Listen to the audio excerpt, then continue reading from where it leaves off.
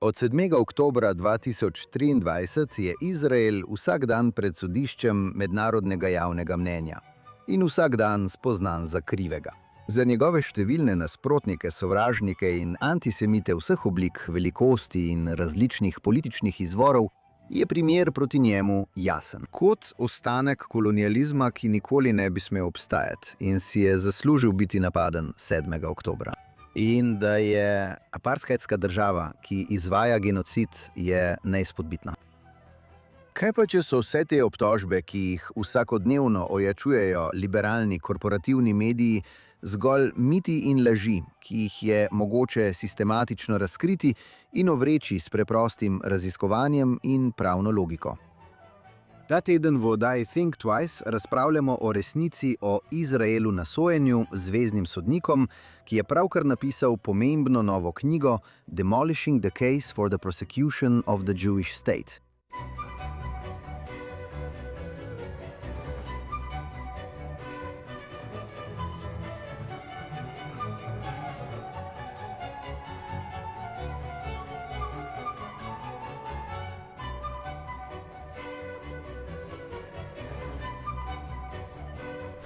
Pozdravljeni in dobrodošli v oddaji Think Twice.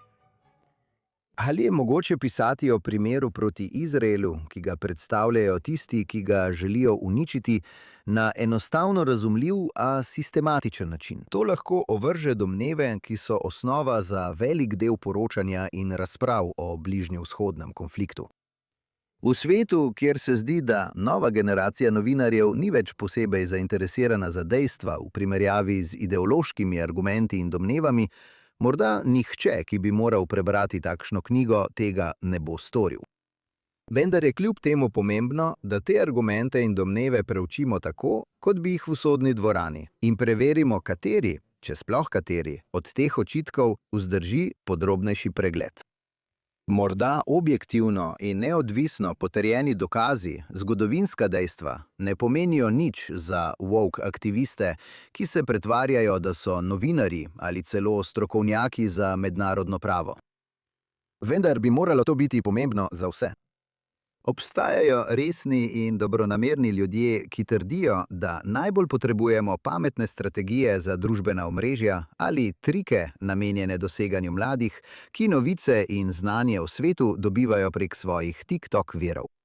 Toda oni in vsi mi potrebujemo tudi sistematičen in dobro utemeljen zbornik dejstev in resnice. In hvaležni smo, da je danes z nami nekdo, ki je prav to tudi storil. Roy K. Altman je zvezni sodnik, ki je sodnik na Zveznem okrožnem sodišču ZDA za južno okrožje Floride. Rožen je bil v Venezueli, vendar se je kot otrok preselil v Združene države. Izobraževal se je na univerzah Columbia in Yale ter 6 let delal kot pomočnik zveznega tožilca, nato pa je opravljal odvetniški poklic, preden je bil leta 2019 imenovan na zvezno sodniško mesto. In je avtor nove knjige Israel on Trial, Examining the History, the Evidence and the Law. Sodnik Roy Altman, dobrodošli v oddaji Think Twice. Hvala, da ste me povabili. No, sodnik, hvala, da ste si vzeli čas in se nam danes pridružili. Za začetek bi vas rad vprašal, kaj vas je spodbudilo, da ste prav zdaj napisali to knjigo? O Izraelu in konfliktu s Palestinci ter drugimi, ki ga želijo uničiti, je bilo napisanih nešteto knjig. Kaj naredi to knjigo edinstveno in še posebej aktualno? Torej sem napisal knjigo ne ravno zaradi 7. oktobra, ampak zaradi posledic 7. oktobra. 7. oktober je bil grozen, kot vemo.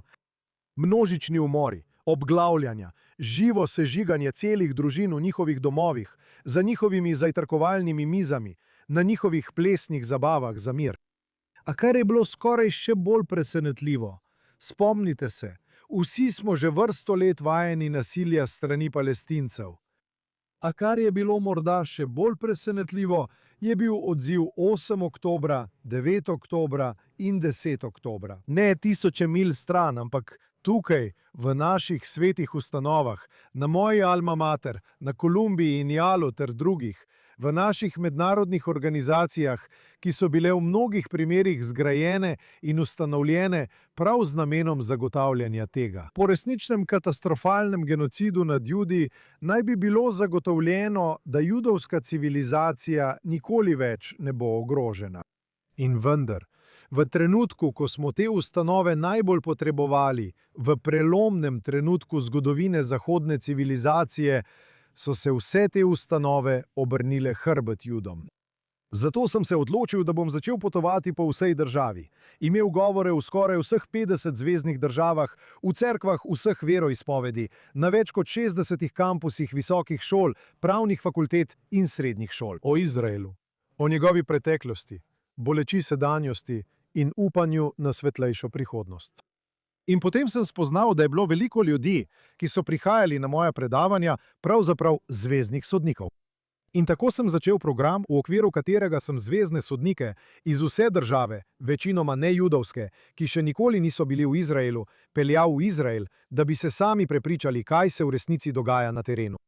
In iz tega je nastalo nekaj resnično prelomnega in navdihujočega. In to je bilo to, da so se te sodniki po vrnitvi iz Izraela začeli po svojih državah, Alabami, Arkansu in Nebraski, udeleževati dogodkov na svojih šolah, fakultetah in cerkvah ter govoriti o Izraelu. Pravzaprav sem imel predavanje v Alton New Shul na Upper East Side pred nekaj tedni. Bilo je polno, morda 300 ali 400 ljudi. In dva mlada moška, nista bila judovska, sta prišla k meni in sta rekla: "Sodnik, jaz sem rekel, kaj pa vidva delata tukaj? Se spreobračata ali kaj?" In sta rekla: "Ne. Morala sva vas spoznati, ker sva bila referenta pri 2 zveznih sodnikih, ki ste jih peljali v Izrael." In sta rekla: "Sodnik, kaj ste naredili našima sodnikoma?" In sem rekel: "Kaj mislite s tem?" Rekli so, da sta se vrnila iz Izraela popolnoma spremenjena, s PowerPoint predstavitvami, ki so jih morali gledati vsi, drugi sodniki, osebje sodišča, njuni referenti, odvetniki.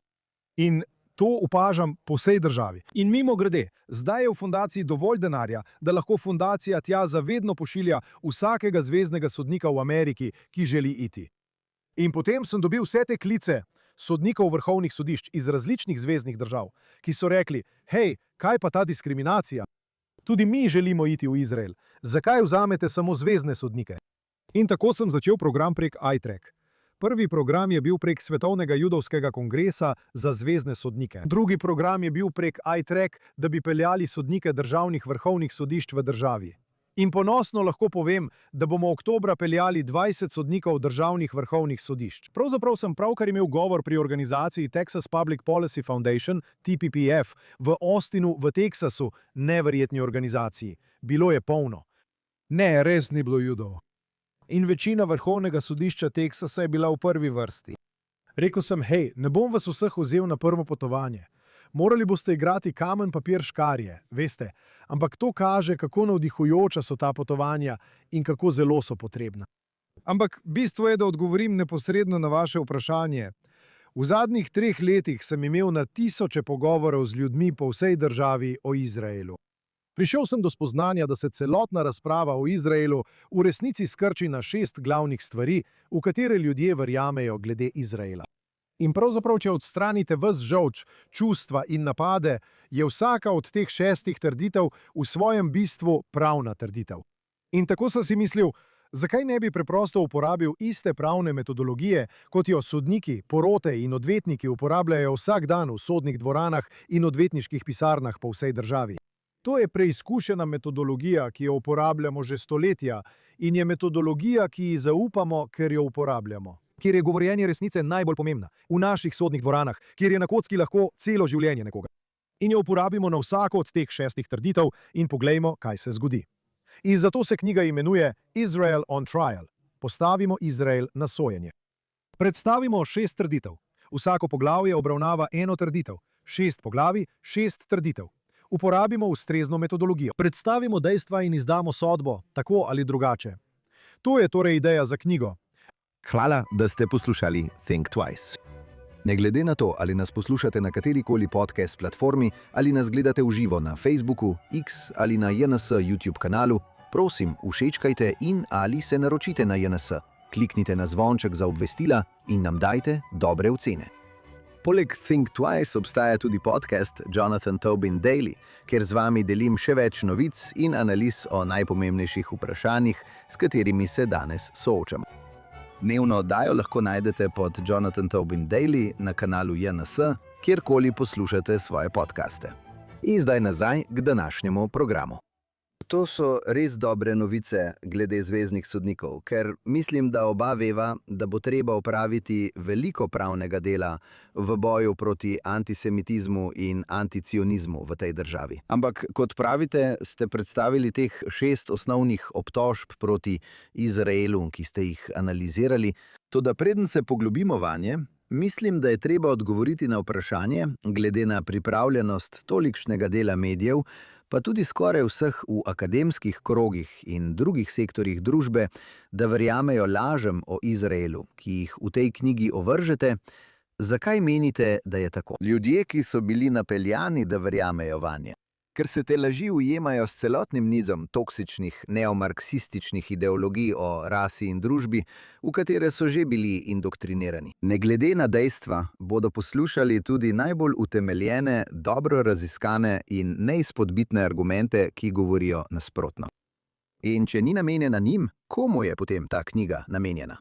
No, o tem bom povedal 2 stvari. Prva stvar je, da sem bil v zadnjih nekaj tednih, odkar je knjiga izšla, presenečen na desetine klicev, sporočil in e-poštnih sporočil, ki sem jih prejel. Bodisi od prijateljev ali družinskih članov, ki so me kontaktirali in mi povedali, da so jih nekateri njihovi prijatelji, družinski člani, sodelavci ali ljudje, ki jih poznajo prek šole svojih otrok, poklicali in rekli: "Hej, prej sem bil neodločen glede Izraela, ali pa sem bil proti Izraelu zaradi tega in tega, in prebral sem knjigo tvojega prijatelja. In nisem vedel ničesar od tega, kar je bilo tam zapisano, ker me tega nikoli niso učili. In tega nikoli več ne bom rekel." In druga stvar, ki jo bom povedal o tem, je, da je ta majhen vzorec samo v zadnjih 2 tednih zelo skladen s tem, kar sem videl na svoji govorni turneji po tej državi v zadnjih 3 letih. In to je, da po vsej tej državi ljudje, to ni nujno na dan samega govora, ampak v dneh ali tednih pogovorov v njihovi skupnosti, ne glede na to, ali je bilo to v Pittsburghu, Kentuckyju, Ohiu ali kjerkoli že, so obrnili name v moji pisarni ali preko prijatelja in rekli: "Veš kaj, včasih sem objavljal o Gazi, nekoč sem nosil kefijo, mislil sem X, Y in Z in nisem vedel ničesar od tistega, o čemer si govoril v tistem govoru. In tega nikoli več ne bom naredil." In nekateri bodo celo rekli: "Žal mi je." In zakaj se to dogaja? To se dogaja predvsem zato, ker tisto, kar mislim, zavzame ves kisik na internetu. In kar ste pravkar omenili v svojem vprašanju. Predpostavka je, da so vsi v Ameriki izklopili svoje možgane. Vsi imajo vijolične lase in kefijo ter si želijo propada zahodne civilizacije. In to preprosto ni res. To so najglasnejši glasovi na internetu. Vsak, ki spremlja dogajanje na internetu, razume, da algoritem nagrajuje toksičnost. Nagrajuje glasnost. Ne odraža nujno resničnosti. V redu. In seveda je pomembno, da nas nekatere stvari, ki jih vidimo na internetu, razburijo. Mimogrede, še bolj bi nas moralo razburiti, kako se to preliva v osrednje medije. Veš, Nick Kristof je danes napisal smešen članek o tem, kako naj bi nas skrbelo zaradi posilstev Palestincev. Kje je bil on ob posilstvih, množičnem posilstvu 7. oktobra? Katere zgodbe pripoveduje v tem članku? Kdo jih je preveril? Smešno je, kako obseden je postal z Judi in z edino judovsko državo na svetu. In ni edini, kaj ne? To je značilno za ljudi v osrednjih medijih drugje. Ne smemo pa pozabiti, da so ljudje, ki delajo za New York Times ali imajo vijolične lase, nosijo kefijo in kričijo na svoje judovske sošolce na Kolumbiji, zelo majhen del prebivalstva. V zadnjih nekaj letih sem prepotoval celo državo in povem vam naslednje. Državo lahko na splošno razdelimo na 3 glavne skupine. Prvo skupino, recimo 10%, morda ni ravno 10%, na nekaterih mestih je precej manj kot 10%, drugje je več kot 10%. Ampak na splošno recimo, da je 10% so izrazito proti Izraelu. Popolnoma so nasedli vsem lažem, o katerih govorimo v knjigi.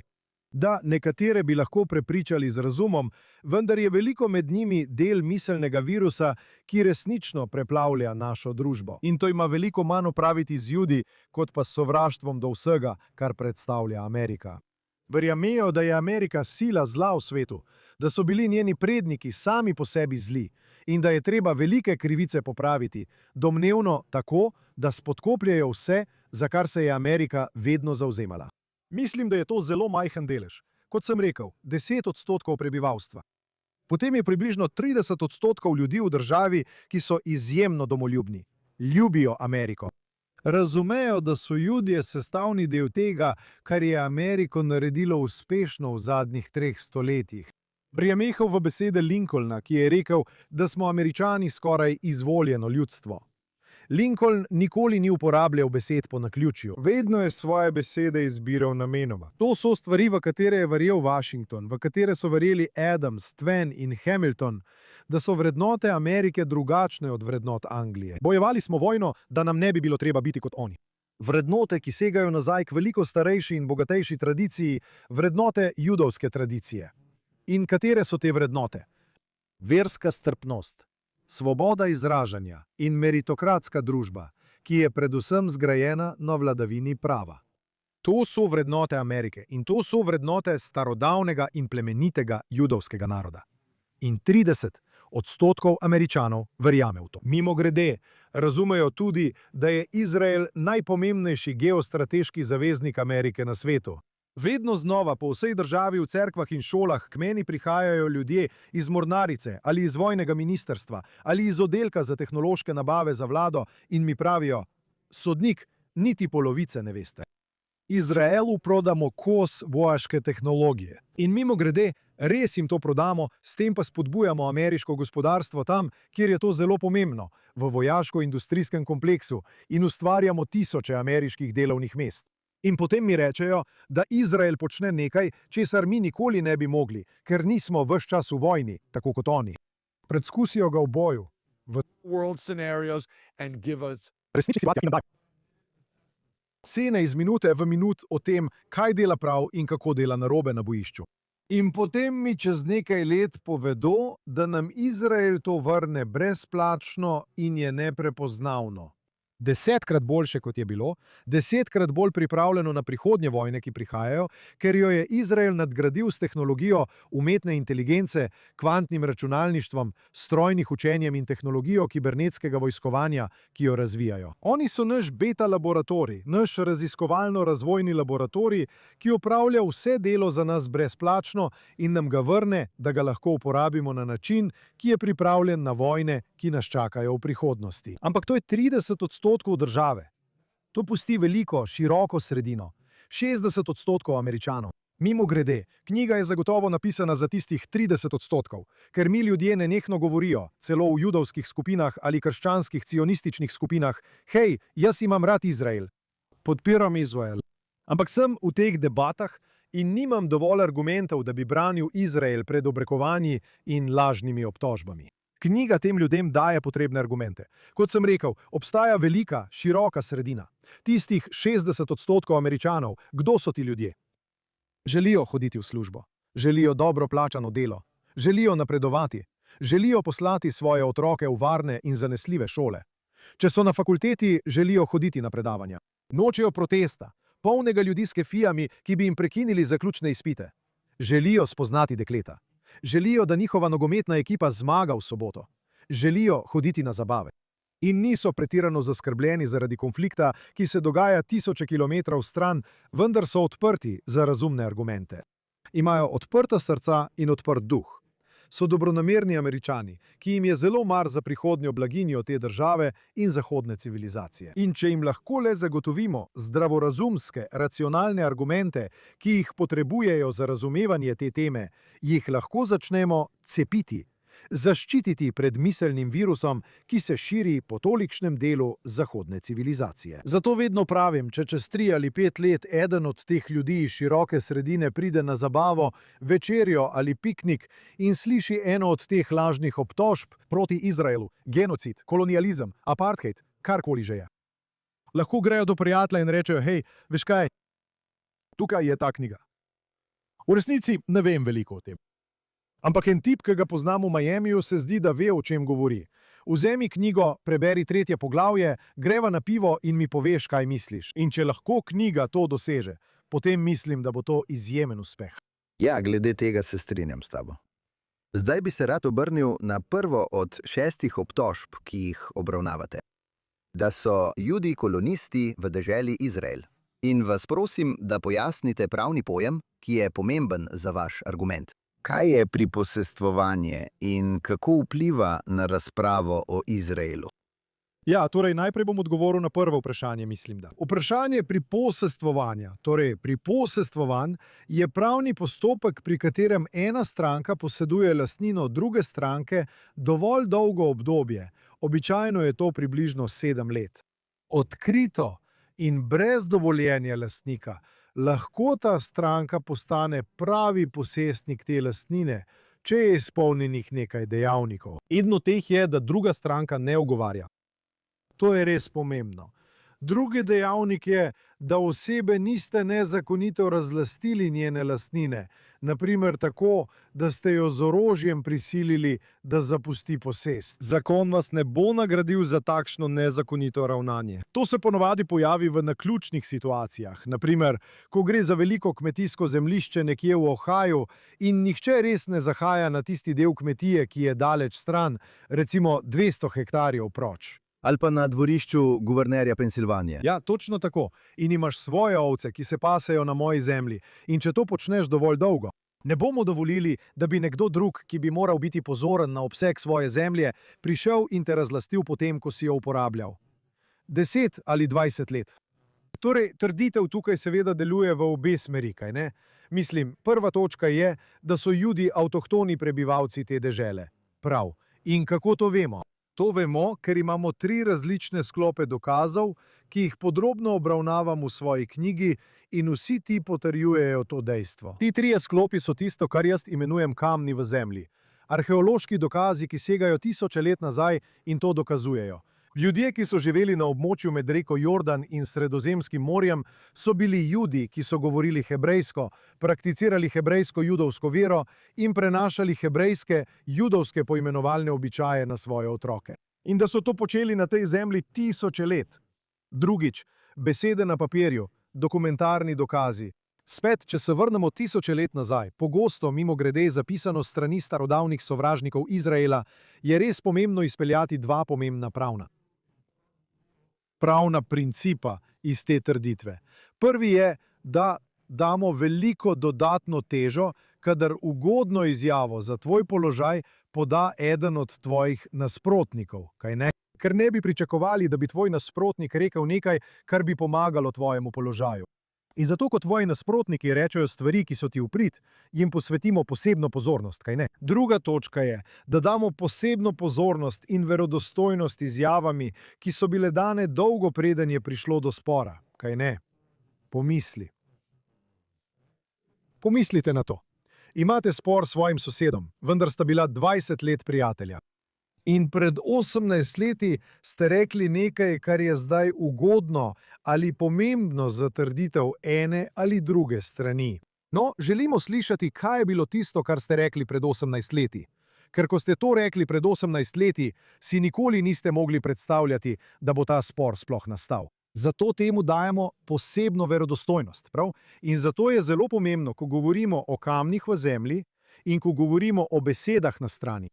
Tisoče let, dolgo preden je obstajal cionizem, dolgo preden je obstajal Palestinec, dolgo preden so muslimanski Arabci sploh vdrli na ozemlje Izraela. Leta 639 našega štetja po bitki pri Jarmuku so nasprotniki Izraela, kamni v zemlji in besede na strani, pisali in govorili o tem, kako. Ljudje, ki so živeli na ozemlju med reko Jordan in Sredozemskim morjem, so bili Judi, ki so govorili hebrejski jezik, prakticirali judovsko vero in prenašali judovske poimenovalne običaje na svoje otroke. Imena kot Eliezer in Elijahu, David in Benjamin in tako dalje. Mimogrede, naj vam dam en neverjeten primer tega. Obstaja papirusni zvitek, ki so ga našli pred 2400 leti v 400-letju pr. Neštor v Štatiju. In govori o tem, kako je bilo Judom tistega časa prepovedano jesti karkoli kvašenega med 15. in 21. Nisana. Kaj je to? To je praznik Pesah, ki ga Judje še danes praznujemo po vsem svetu, kjer med 15. in 21. Nisanom ne jemo kvašenih izdelkov. Te tradicije se na ozemlju Izraela izvajajo že tisoče let, dolgo preden je sploh obstajal islam, mimogrede. Ne pozabite, da se Izrael prvič omenja na svetu na steli, ki jo je napisal Merneptah 13., sin Ramzesa, faraona vsega Egipta, leta 1205, precenjeno študik. Muhamed se rodi šele leta 570 našteto. Islam se v svetu pojavi šele v 610 letih neštetego. Muslimani ne napadajo dežele Izrael do leta 639 neštetego. To pomeni, da so Judje živeli in vladali v deželi Izrael tisoče let, preden je v svetu sploh obstajal islam. In tretja kategorija je kri v žilah. In to je dokaz DNK.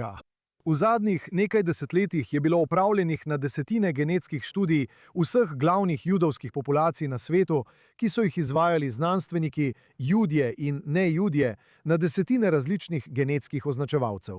In vse te študije so potrdile, ne le da so glavne judovske populacije po svetu med seboj tesno genetsko povezane, ampak tudi, da smo se vsi drug od drugega ločili. Pred 2000 leti na Levantu, na območju med reko Jordan in Sredozemskim morjem. In zakaj je to tako pomembno? Ker ko imaš en dokaz, je to dobro. Dva dokaza, to je odlično. Ko pa se trije neodvisni dokazi, ki se med seboj ne poznajo in niso usklajevale svojih zgodb, medsebojno potrjujejo, potem začnemo dobivati odločilen zaključek. In kaj nam potrjujejo kamni v zemlji in besede na strani? Da leta 70 našteto pred 2000 leti, tako kot kažejo dokazi DNK, je Tit iz Rima, sin cesarja Vespazijana, ki je po očetovi smrti tudi sam postal cesar, osvojil Jeruzalem, uničil in požgal tempelj, ki so ga tam zgradili Judi, ter izgnal judovsko prebivalstvo oziroma velik del njega po vsem svetu, s čimer so nastale diasporične skupnosti, ki so se nato razširile po vsem svetu, kar potrjuje to, kar nam je pokazala DNK. Ja, mislim, da je to prepričljiv primer in zelo pomemben. Naslednja obtožba, ki jo obravnavate, se nanaša na trditve, da je bila ustanovitev sodobne države Izrael nelegitimna. Mislim, da vprašanja legitimnosti in zakonitosti ne slišimo pri nobeni drugi državi na svetu. In zgodovina celega sveta je polna nacionalnih konfliktov, v katerih se lahko uporabljajo argumenti o legitimnosti, ne glede na to, ali so pošteni ali ne. Mislim, da je vprašanje, zakaj je edino mednarodno gibanje, ki je namenjeno uničenju obstoječe države, osredotočeno samo na Izrael.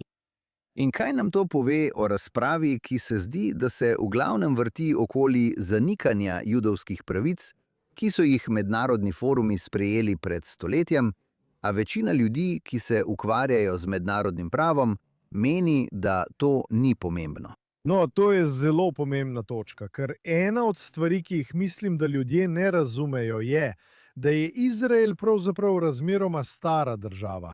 Pravzaprav ne govorim o talmudičnem, svetopisemskem Izraelu.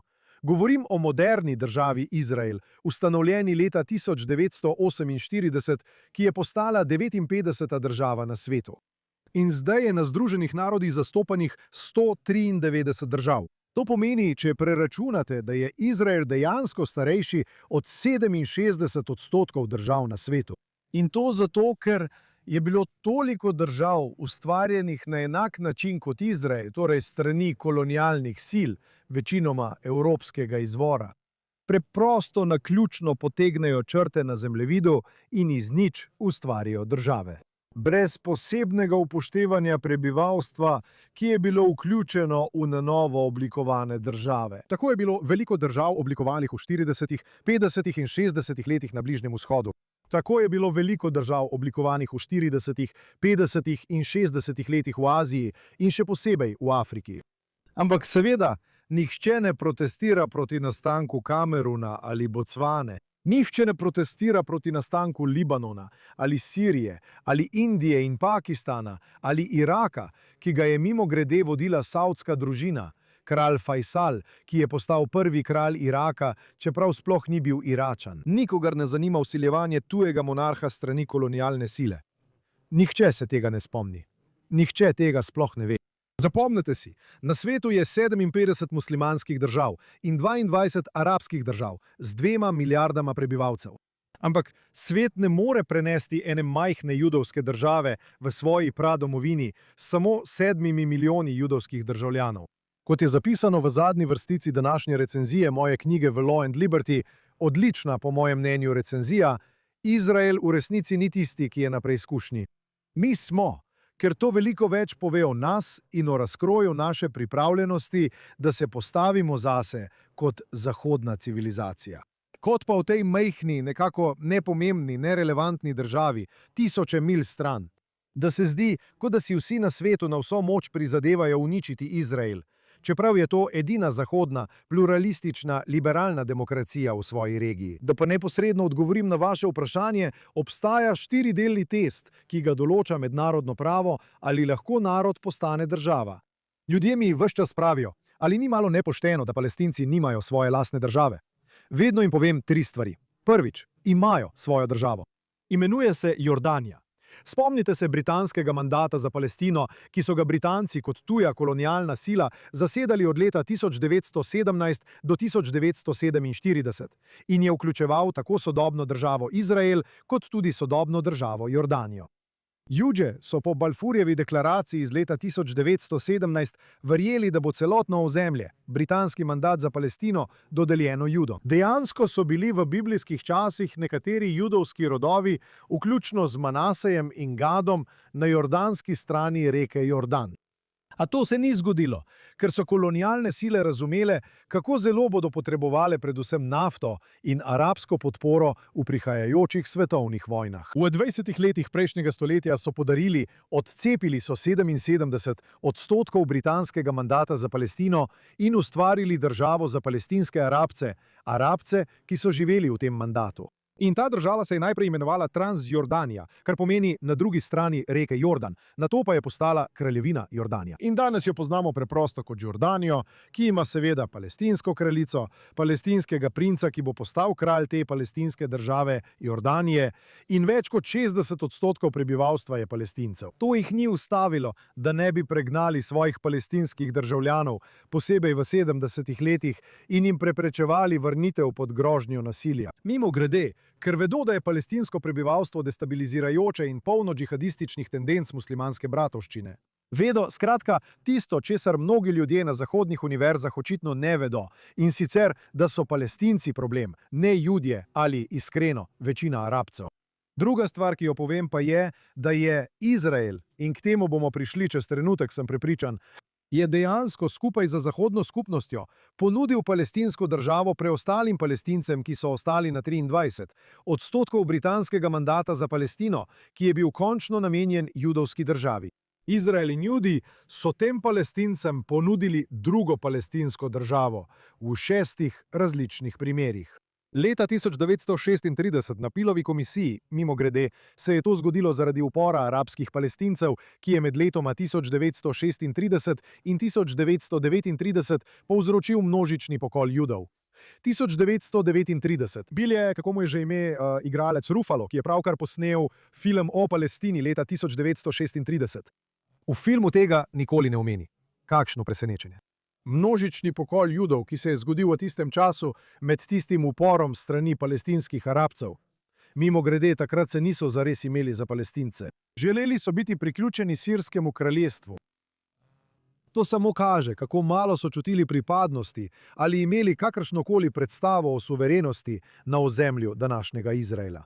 Šele ko je Izrael postal bogata, močna in uspešna država, so rekli: ne, nočemo biti del Sirije. Mi smo avtohtoni prebivalci te dežele. Ko razmišljamo o pravu in logiki, bi morali vedno upoštevati, kako se argumenti ljudi sčasoma spreminjajo. Ampak bistvo je, da so leta 1936 na Pilovi komisiji Arabcem ponudili državo, ki je dejansko obsegala približno 70% ozemlja med reko Jordan in Sredozemskim morjem. Zavrnili so jo. Spet leta 1947, pri načrtu delitve Združenih narodov, so jo zavrnili. Leta 1967, po 6-dnevni vojni, je Izrael rekel Arabcem: ne želimo teh ozemelj, Zahodnega brega in Gaze. Želimo vam jih vrniti.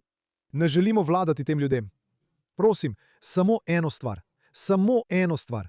Priznajte našo pravico do obstoja in nehajte voditi genocidno vojno proti nam. Dovolite nam, da tukaj živimo v miru. Arabske države so septembra 1967 odšle v Kartum v Sudanu, da bi razpravljale o izraelskem predlogu, in iz tega so izšla njihova 3 ne. Brez miru z Izraelom, brez pogajanj z Izraelom, brez priznanja celo pravice Izraela do obstoja. Od leta 1993 do 1995 med mirovnim procesom v Oslu. Palestinci so se odzvali na ponudbo lastne države, postopnega programa v 5 letih, ki bi jim dal lastno državo. Na Zahodnem bregu in v Gazi so s silovitim valom nasilja in samomorilskimi napadi, ki so ubili več kot 1000 Judov, odgovorili na to. Na avtobusih, v picerijah, na bar micvah in porokah po vsej državi. S tem so v veliki meri končali oslovski mirovni proces. Potem pa se je leta 2000 zgodil verjetno najbolj znan primer od vseh. Ker je Bill Clinton verjel, da bo moral Jaser Arafat na Camp Davidu sprejeti palestinsko državo, ki mu jo je Izrael ponudil. Bill Clinton sam pravi, da ni mogel verjeti, kaj je bilo sploh na voljo. Skoraj celoten Zahodni breg, celotna Gaza in seveda polovico Jeruzalema za palestinsko državo. In tudi to je Jaser Arafat zavrnil. In potem seveda leta 2008 je Ehud Olmert ponudil podoben dogovor in spet so ga Arabci zavrnili. Zakaj? Ker ne želijo rešitve z 2 državama. Moramo biti pošteni, da ko govorimo o rešitvi z 2 državama, Arabcem vsiljujemo nekaj, kar nam vedno znova govorijo. In v anketah po 7. oktobru so nam ponovno povedali, da tega ne želijo in ne verjamejo v to, ker želijo popolnoma arabsko državo od reke do morja. V arabščini ne pravijo od reke do morja, Palestina bo svobodna. To je slogan, ki so ga izmislili za naivne študente v Ameriki. V arabščini je fraza od reke do morja, Palestina bo samo arabska. In to zato, ker želijo popolnoma arabsko državo brez Judov. Tretja stvar, ki jo povem, pa je, da ko govorimo o mednarodnem pravu in narodnih državah, po svetu je približno 7000 narodov, ki so jih antropologi in lingvisti identificirali, vendar je, kot sem rekel, le 193 držav. Kar pomeni, da več kot 98% ljudi, ki danes živijo na svetu, nima svoje države, vključno seveda s Palestinci. In to ni presenečenje. Težko je dobiti državo, moraš izpolniti ta 4 merila. Kateri so ti 4 dejavniki? Ali imate določeno prebivalstvo? Ali imate sposobnost za vodenje zunanjih odnosov? Ali imate osrednjo, učinkovito vlado? In četrtič, ali imate določene meje? Ironija tukaj je seveda v tem, da je država Izrael izpolnjevala vse 4 dejavnike, ko je bila ustanovljena leta 1948 in jih izpolnjuje vsako sekundo, vsakega dne od leta 1948 do danes. Vendar je več kot 140 držav po svetu zdaj priznalo domnevno palestinsko državo v Judeji in Samariji, na Zahodnem bregu in v Gazi. Čeprav ne izpolnjuje vsaj 2 od teh 4 dejavnikov, nima določenih meja. In dejansko so bile številne zahodne države, ki so nedavno priznale palestinsko državo, opazne po tem, da niso želele priznati, kje naj bi bile te meje, ker vedo, da jih ni. In drugič, kar je še pomembneje, tudi če bi imeli določene meje, zagotovo nimajo enotne centralne vlade, kaj šele učinkovite. Gaza je zdaj razdeljena na 2 dela. Del nje nadzoruje Hamas, za katerega nobena od teh držav noče, da bi vodil palestinsko ljudstvo, čeprav so edini, ki imajo določeno ljudsko podporo. Drugi del nadzoruje izraelska vojska, za katero prav tako nobena država, vključno z Izraelom, noče, da bi bila odgovorna za Palestince. Judeja in Samarija oziroma Zahodni breg je prav tako razdeljen. Del njega vodi palestinska oblast, stara, skorumpirana, popolnoma neučinkovita in nepriljubljena vlada, za katero so Palestinci sami povedali, da nočejo, da jih zastopa. In del njega vodi izraelska vlada, za katero, kot smo že rekli, teh 140 držav po svetu, nobena od njih noče, da bi bila odgovorna za Palestince. Tako da namesto ene učinkovite vlade imajo Palestinci vsaj 3 ločene vlade, od katerih nobena ni legitimna ali učinkovita. Ja. Kot ste že omenili, se naslednja obtožba v vaši knjigi, ki jo obravnavate, nanaša na palestinsko-arabsko državnost. Mislim, da je zelo pomembno, da naredimo tako, kot ste pravkar storili, da pregledamo zgodovino, zakaj palestinska država trenutno ne obstaja, kot to počnete v svoji knjigi. Vendar to ni toliko razprava o dejstvih, kot je razprava o tem, kaj je razumno pričakovati, da bodo Palestinci sprejeli. Ali ni tukaj problem? Ne toliko v zgodovini številnih ponudb za državo, ki so jih palestinski Arabci dosledno zavračali, kot pa v ideji, da ni razumno od njih zahtevati, da živijo v miru z judovsko državo, ne glede na to, kje bi bile njene meje začrtane. S tem se ves čas srečujemo s Palestinci, ki živijo v Judeji in Samariji, kaj ne? O tem bomo govorili, ko pridemo do vprašanja apartheida, ki verjetno sledi. In to je, kako je to pošteno? Ljudje bodo rekli, da so v Judeji in Samariji vojaške kontrolne točke, skozi katere morajo Palestinci iti, da pridejo iz enega mesta ali vasi v drugo. In jim rečem, nihče si bolj kot Izraelci ne želi odstranitve kontrolnih točk. Sam imam družinskega člana, katerega fant je bil ubit s strani palestinske samomorilske napadalke prav na eni od teh kontrolnih točk, ki se je razstrelila in ubila njega skupaj s sabo in še nekaj drugih. Vsako leto judovske matere in očetje pošiljajo svoje sinove in hčere, da umirajo v terorističnih napadih, napadih z nožem, streljanjih in bombnih napadih na teh kontrolnih točkah. Nihče v Izraelu jih noče, vendar so nujni zaradi tega, kar smo videli v Gazi. Ne pozabite, ni nam treba ugibati, kako bi izgledal palestinski svet brez kontrolnih točk izraelskih obrambnih sil na Zahodnem bregu, ker smo imeli pravi, resnični eksperiment v Gazi. Leta 2005 je Izrael naredil točno to, kar mednarodna skupnost zdaj pravi, da želi, da Izrael stori. V Judeji in Samariji, na Zahodnem bregu. Umaknili niso le vse kontrolne točke, umaknili so vse ljudi. Odstranili so vse vojake in vse baze ter vse judovske naseljence, vsa mesta in vasi, ki jih je Izrael tam zgradil, ter vse rastlinjake. In nato so šli na pokopališča in izkopali judovska trupla, da bi jih ponovno pokopali v Izraelu, s čimer so Palestincem pokazali, to zemljo resnično v celoti prepuščamo vam. Bog vas blagoslovi, naj vaša država tam uspeva, bodite uspešni, bodite naš miren sosed. In seveda so že leto kasneje Palestinci v Gazi izvolili teroristično organizacijo, ki si prizadeva za uničenje Izraela. Da ne pozabimo, Hamasova listina jasno pravi, da če najdeš Juda za vsakim drevesom in pod vsakim kamnom, ga moraš ubiti. To je citat iz Hamasove listine. To je vlada, ki so jo Palestinci v Gazi izvolili na volitvah. In nato so naslednje leto ali 2 čistili vse svoje politične nasprotnike, jih metali s streh, mučili, usmrtili njih in njihove družine, dokler niso popolnoma prevzeli nadzora nad Gazo. In nato so začeli delati ter Gazo spremenili v najbolj sofisticirano mrežo terorističnih tunelov, kar jih je svet kdaj videl. Uporabili so milijarde dolarjev mednarodne pomoči, ne samo od Evropejcev in Združenih narodov. Radi jih krivimo in se norčujemo iz njih, ker so šibki, ampak tudi od nas. Vaš denar in moj, davkoplačevalski dolari dobronamernih Američanov, so šli za gradnjo betonskih tunelov v Gazi, kjer bi bili Judi držani za talce več 100 dni. Vse to je bilo zgrajeno in plačano z zahodnim denarjem.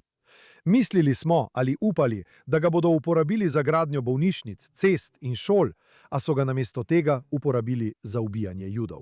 ker so fanatična džihadistična vlada, ki je odločena uničiti Izrael.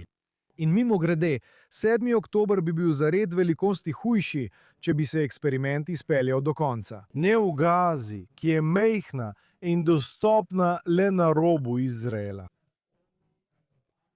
Jugozahodni kot, ki je najmanj poseljen del države v puščavi, kjer je le nekaj skupnosti v okolici. Predstavljajte si, če bi se ta teroristični eksperiment odvijal ne v Gazi, daleč stran, ampak na Zahodnem bregu, v Judeji in Samariji, ki se razteza skoraj po celotni dolžini Izraela in je dvakrat večji od Gaze.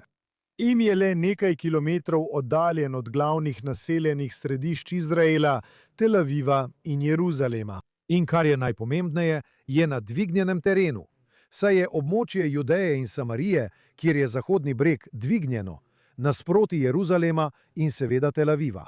In tako, če bi v tisti deželi obstajala mreža terorističnih tunelov, bi bil 7. oktober veliko težje obvladljiv, ker bi to pomenilo, da bi rakete deževale na glavna izraelska naselja z višavja, s hribov Judeje in Samarije.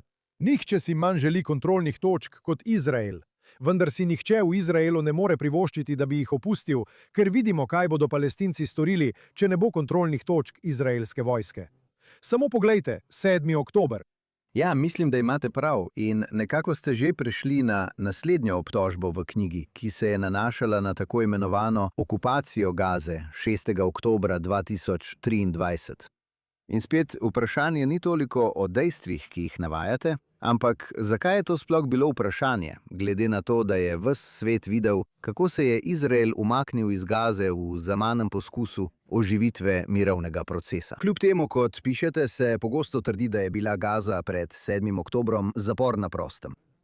Namesto neodvisne palestinske države v vsem, razen imenu, kjer je bil Hamas svoboden graditi utrdbe v velikosti newyorškega podzemlja in kopičiti dovolj orožja za začetek dolgotrajne vojne. In ponovno, kot pri mnogih teh argumentih, ne gre toliko za poskus spremembe, ampak za spreminjanje pomena besed, da bi demonizirali Izrael, namesto da bi šlo za vsaj minimalno koherenten pravni argument.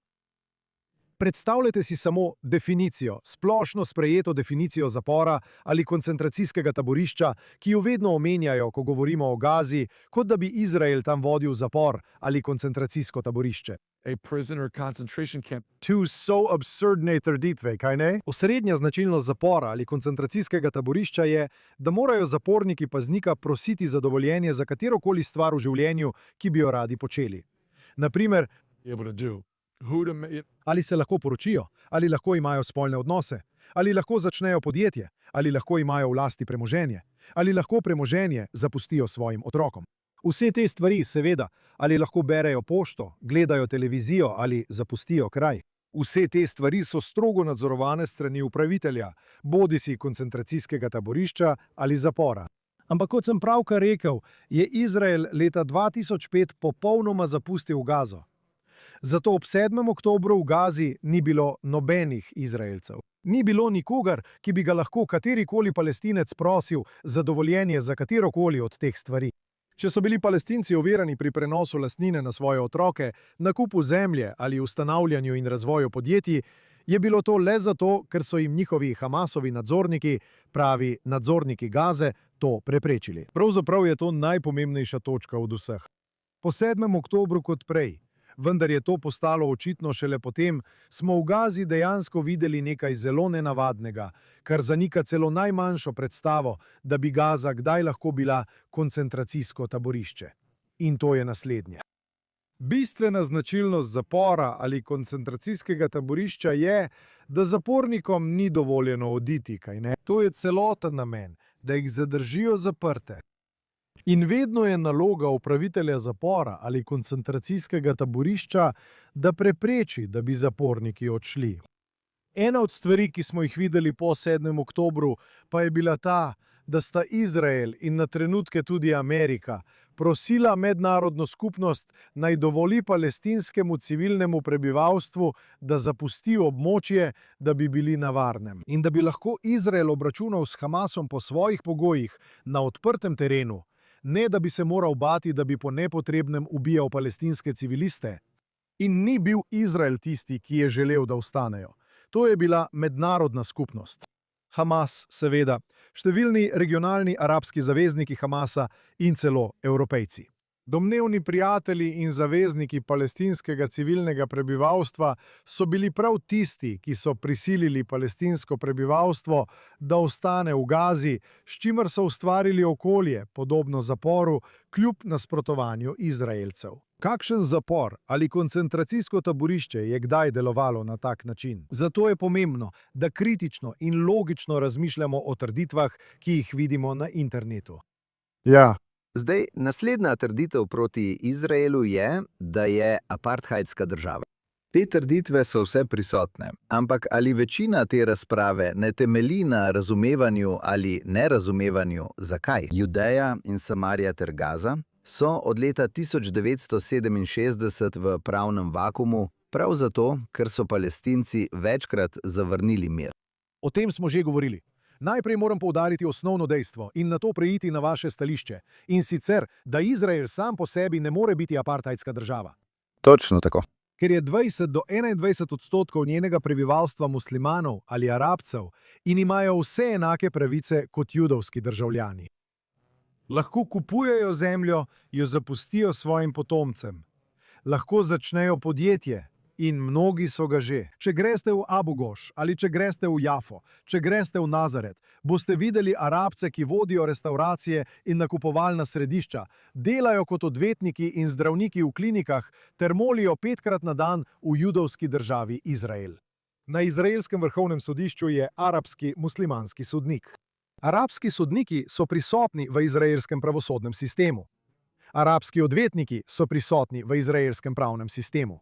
Pravzaprav, če pogledate stopnje vpisa in diplomiranja na izraelskih univerzah, ki so motorji družbeno-ekonomskega napredka, boste to videli. Programi pozitivne diskriminacije, ki jih je izraelska vlada uvedla za napredovanje kariere in možnosti svoje manjšinske arabske populacije. Še enkrat, ustavite se, to ni nekaj, kar bi si apartheidska država sploh zamislila, in ti programi so obrodili izjemne sadove. Dejansko lahko v šolah, kot so zobozdravstvo, zdravstvena nega in morda celo medicina, opazite, da delež Arabcev v celotnem razredu močno presega delež Arabcev v prebivalstvu. Mislim, da je pri zdravstveni negi in zobozdravstvu skoraj 50% diplomantov arabskih muslimanov, čeprav predstavljajo le približno 20% prebivalstva.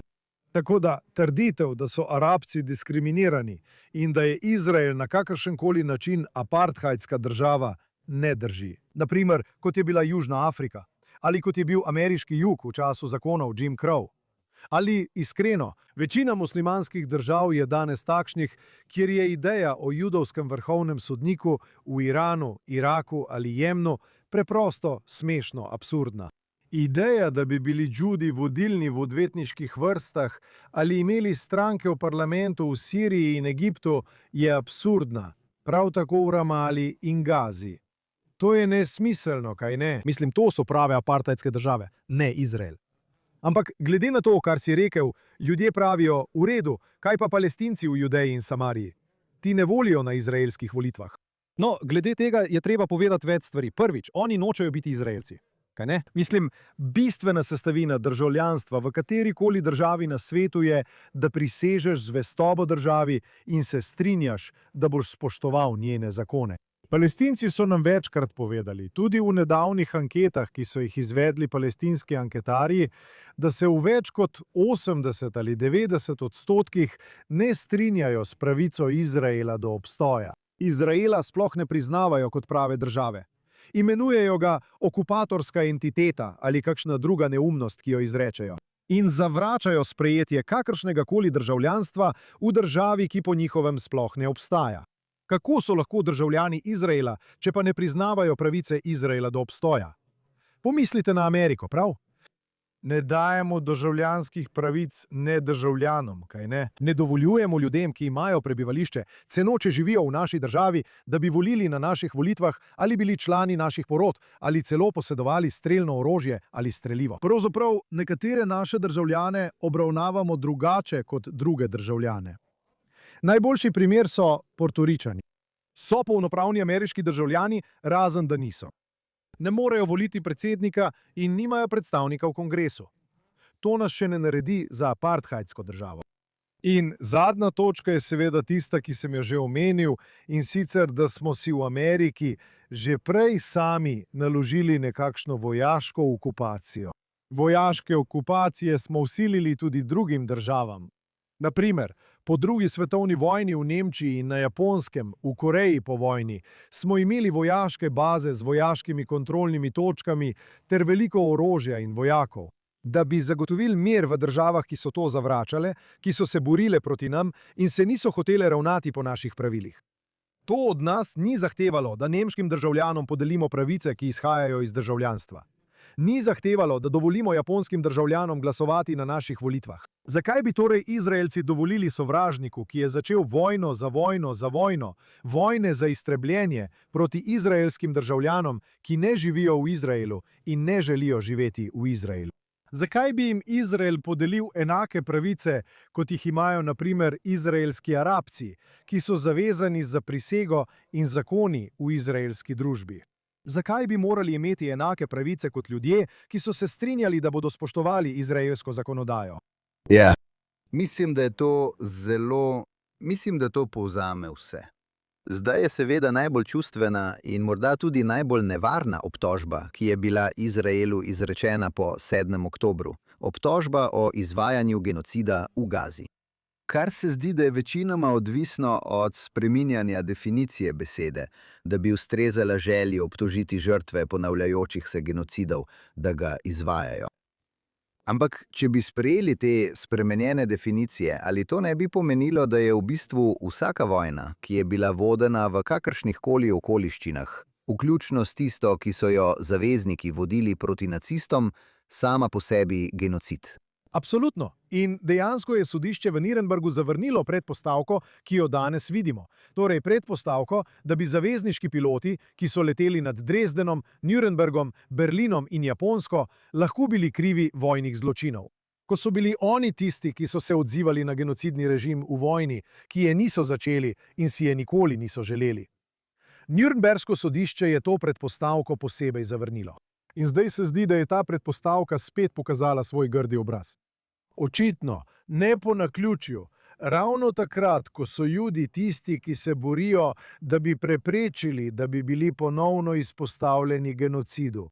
Resničnost na terenu je, kot je povedala skupina visokih vojaških častnikov HLMG, skupina najvišjih častnikov in generalov skoraj vseh zahodnih vojsk na svetu, da to niso Judi, niso Izraelci.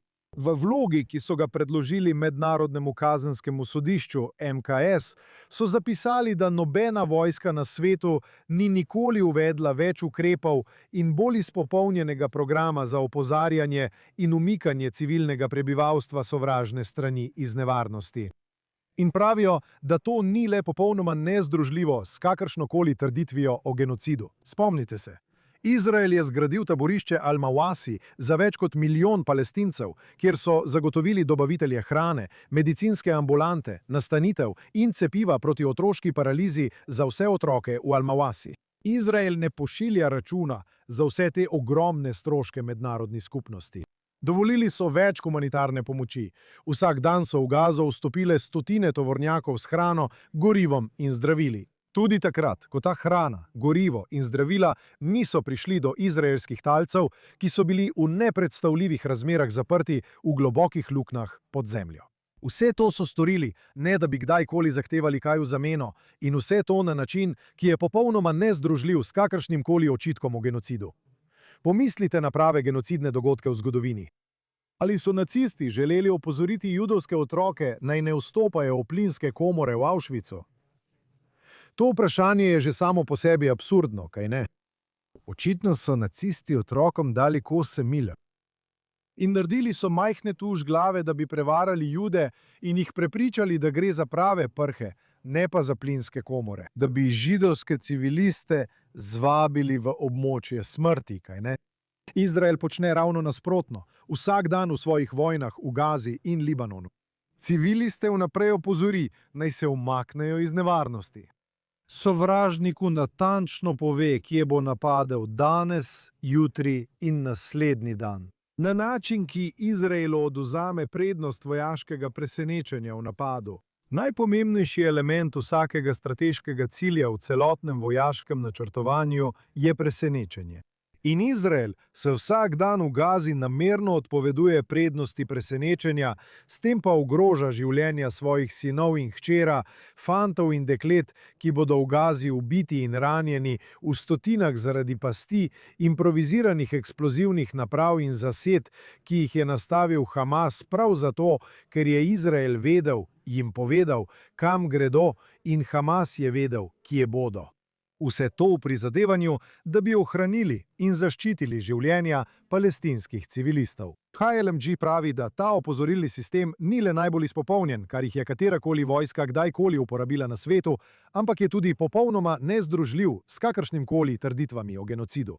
Pravijo pa, da naše zahodne vojske takšnega sistema nikoli ne bi mogle uvesti, ker ga naše domače prebivalstvo nikoli ne bi sprejelo. Nikoli ne bi sprejeli, da bi svoje sinove in hčere pošiljali v minirane hiše in hiše, kjer čakajo v zasedi, ki so bile zasedene in minirane samo zato, ker smo drugi strani povedali, kam jih bomo poslali. In vendar je država, ki je naredila največ za ohranitev in zaščito življenj nedolžnih palestinskih civilistov, seveda tista, ki jo pred mednarodnimi sodišči obtožujejo na podlagi lažnih in absurdnih obtožb o genocidu. Tukaj je še zadnja stvar, ki jo bom povedal. Zelo pomembno je, da ta izraz, najhujši zločin proti človeštvu, prihranimo za resnične genocidne dogodke v zgodovini. Ker bodo v prihodnosti lahko vojske na terenu pogledale na izraelski primer in rekle, wow, Izrael je porabil stotine milijonov dolarjev za vzpostavitev taborišč, zagotavljanje cepiv, zagotavljanje humanitarne pomoči. Izgubila je stotine svojih sinov in hčera na način, ki je razdrl izraelsko družbo, da bi opozorila civilno prebivalstvo na palestinski strani, pa je bila kljub temu obtožena genocida. Zakaj potem ne bi vsega tega preprosto preskočili? Prihranimo denar, rešimo življenja, preprečimo razdor v družbi, bombardirajmo brez razlikovanja z jedrskim orožjem ali čim drugim. In ja, obtoženi bomo genocida, vendar bi nas tako ali tako obtožili genocida. Lahko bi vsaj prihranili denar in si prihranili bolečino. To je nevarnost, ko uporabljamo oznako genocid za vojne, ki niti približno ne ustrezajo pravni definiciji tega izraza. To povsem drži. Ali se na koncu ta razprava ne skrči na osnovno razumevanje, da je anticionizem antisemitizem? O tem ni nobenega dvoma. Prav, naj te vprašam. Zakaj misliš, da je toliko ljudi v judovski skupnosti in v proizraelski skupnosti, ki neradi sprejmejo, da je to v resnici bistvo te razprave? Zato, ker smo živeli v družbi, kjer je bilo vse, kar je kdo rekel, takoj obtoženo, da je proti revnim, proti rasizmu, proti ženskam ali karkoli že. In ljudje so postali zelo občutljivi na to, da bi koga označili za nestrpnega, ker je ta beseda izgubila pomen. Vidiš, to je isto kot pri genocidu. Ko vsakogar obtožiš, da je rasist, ali pa je vsak obtožen, da je to ali ono, ali antisemitski, potem beseda izgubi svoj pomen. In zato imajo ljudje prav, da so previdni pri tem, kako označujejo stvari. Ampak moramo priznati, da obstajajo pravi rasisti, pravi šovinisti in pravi antisemiti. In tukaj je bistvo. Obstajata dve pomembni stvari, ki jo je treba omeniti. O vsem tem govorim v knjigi.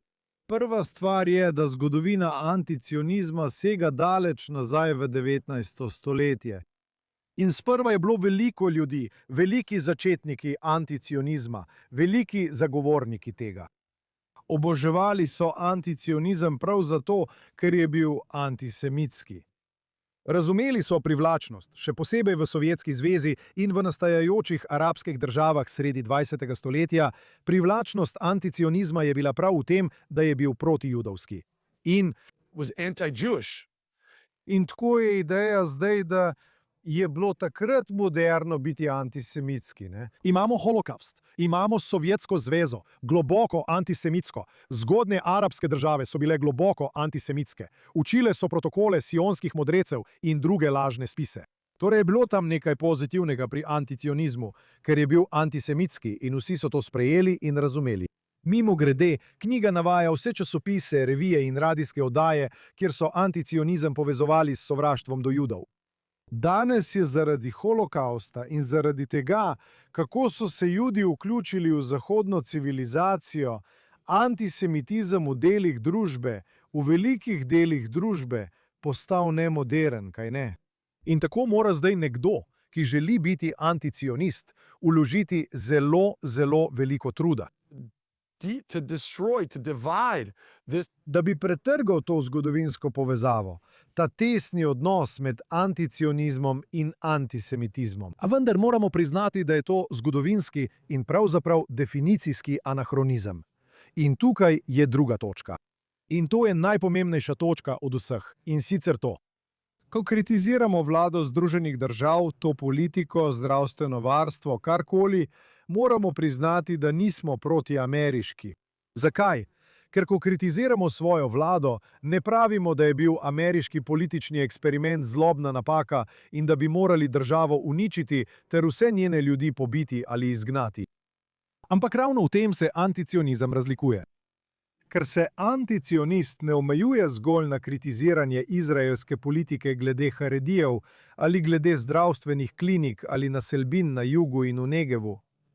To ni bistvo anticionizma. Anticionizem, kot že ime pove, je prepričanje, da Judje nimajo pravice, kot jo imajo drugi narodi, do svoje lastne države v svoji zgodovinski domovini. Tako ima po mnenju anticionistov Bolgar pravico do suverenosti v bolgarski domovini, Irec pa pravico do irske države v irski narodni domovini. In Korejec ima pravico do korejske države v korejski narodni domovini. Tudi Palestinci imajo pravico do države med reko Jordan in Sredozemskim morjem. Vsi imajo te pravice razen enega naroda, Judov. No, to je preprosto antisemitizem. Cionizem pomeni, da Judje niso boljši od drugih, ampak da so Judje enaki vsem drugim v svoji temeljni pravici do lastne države v svoji pradomovini. In zato je anticionizem v svojem bistvu vedno bil in ostaja tudi danes globoko antisemitsko gibanje. Da. Postavil vam bom še zadnje vprašanje o pisanju te knjige. Medtem ko ste sestavljali, kar mislim, da je izjemen trud za obravnavo obtožb proti Izraelu, ali ste se med pisanjem knjige naučili kaj novega o zgodovini, pravnih precedensih ali vojni proti Judom, kar vas je presenetilo, ali pa glede odzivov na knjigo? Ali ste se naučili še kaj novega, ali pa vas je še kaj presenetilo? No, nekoliko sem presenečen nad odzivom na knjigo. Mislim, kot sem rekel, prejel sem na desetine klicev in elektronskih sporočil ljudi, ki so zaradi knjige spremenili svoje mnenje. In iskreno, počaščen sem bil zaradi izjemne podpore knjigi. Veste, pravkar sem imel intervju z dr. Kadasom, predsednikom Univerze Tora, ki je rekel, mislim, da je rekel nekaj takega. Prebral je na stotine knjig o Izraelu in to je najboljša ali ena najboljših knjig o Izraelu, kar jih je kdaj prebral. Globoko sem bil počaščen in ponižen, ko sta vi in on ter drugi izrekali takšne besede o knjigi, ki sem jo napisal, ker mi je bilo zelo mar, a nisem bil prepričan, ali jo bo sploh kdo kdaj prebral. Kar se tiče vsebine, ena izmed stvari, ki me je globoko presenetila, je ena izmed rdečih niti knjige, ki je postala ena od podtem knjige, ko sem jo prepoznal. Je, da pravzaprav vsaka od 6 trditev o Izraelu ni zgolj trditev, ki bi se pojavila ex nihilo, iz nič, iz zraka. Vsaka od teh trditev je pravzaprav briljantno zasnovana, da zrcali judovsko trpljenje. Pravzaprav je vsaka trditev ganljiva in močna prav zato, ker obrne resničnost, katere žrtve so bili Judi. In potem v zgodovinskem poskusu minimiziranja judovskega trpljenja igra nekakšno otroško igro. Ne, ne jaz, ti si. Torej, naprimer, Judi so ljudje, nad katerimi je bil storjen pravi genocid. Pomanjšajmo pomen tega genocida, kjer je 6, milijonov Judov umrlo. Tako da trdimo, da je vojna proti Hamasu, kjer je 50 ali 60 tisoč or 50 or 60,000. ljudi umrlo. Vidite razliko v velikostnih redih? Je ista stvar. Pravi apartheid se izvaja po celem Bližnjem vzhodu. Kot smo že prej govorili, danes to niso Judje, ki izvajajo apartheid. To so Arabci proti Judom. Pravo naseljenski kolonializem poteka danes po celem Bližnjem vzhodu. Arabski muslimani so pregnali stotine avtohtonih ljudstev, ko so v 7. in 8. stoletju našega štetja prevzeli nadzor nad Bližnjim vzhodom in Severno Afriko. Amazidži iz Severne Afrike, Berberi, Zoroastrci, Perzejci, Kurdi, Rohingje, Jezidi, obstaja jih na desetine, Drus.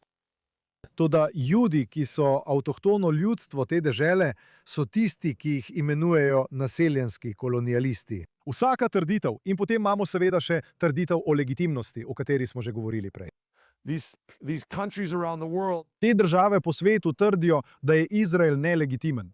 Čeprav Izrael izpolnjuje vse 4 elemente montevidejskega testa, medtem ko priznavajo palestinsko državo kot legitimno, čeprav palestinska država nedvomno ne izpolnjuje Montevideo testa. Vidite, kako vsaka trditev dejansko obrne resničnost in nastavi ogledalo nečemu, kar se v resnici izvaja proti Judom. Mimogrede, to je sijajen marketing. In tega nisem povsem prepoznal, dokler nisem začel pisati knjige. Da, zelo dobro povedano. Sodnik Oltmann, hvala, da ste se nam danes pridružili. Vašo knjigo toplo priporočam naši publiki, je čudovito, dobro napisano, pravno in zgodovinsko delo. Kako lahko naši gledalci in poslušalci dobijo izvod te knjige? Knjigo lahko kupite kjerkoli, kjer prodajajo knjige, tudi na Amazonu. Čeprav smo na Amazonu razprodali prvo naklado, vendar smo pravkar prejeli novo zalogo z drugim ponatisom. Tako da lahko obiščete Amazon, Barnes & Noble, Books A Million ali katerokoli lokalno knjigarno v vaši skupnosti, kjer prodajajo knjige. To je lepo slišati. Prav tako se želimo zahvaliti naši publiki. Prosimo, ne pozabite vsak dan poslušati oddaje Jonathan Tobin Daily Edition, ki jo lahko najdete povsod, kjer poslušate podcaste. Ali pa če nas poslušate na kateri od teh platform, ali nas gledate v živo na Facebooku ali X, ali na JNS YouTube kanalu, prosimo, všečkajte in ali se naročite na JNS. Kliknite na zvonček za obvestila in nam dajte dobre ocene. Pišite nam na thinktwice@jns.org in nam sporočite, kje poslušate ali gledate oddajo in kaj si o njej mislite. Posebna zahvala dr. Philu Jacobsu, katerega podpora je pomagala omogočiti našo povezavo s sodnikom. Želim se posebej zahvaliti tudi dr. Philu Jacobsu, ki je uglajen in pameten judovski voditelj v naši skupnosti. Da, in tudi številnim drugim podpornikom JNS, ki so pomagali poglobiti naše odnose po vsej skupnosti. In ne pozabite, berite in razmišljajte s svojo glavo. In se vidimo spet naslednji teden.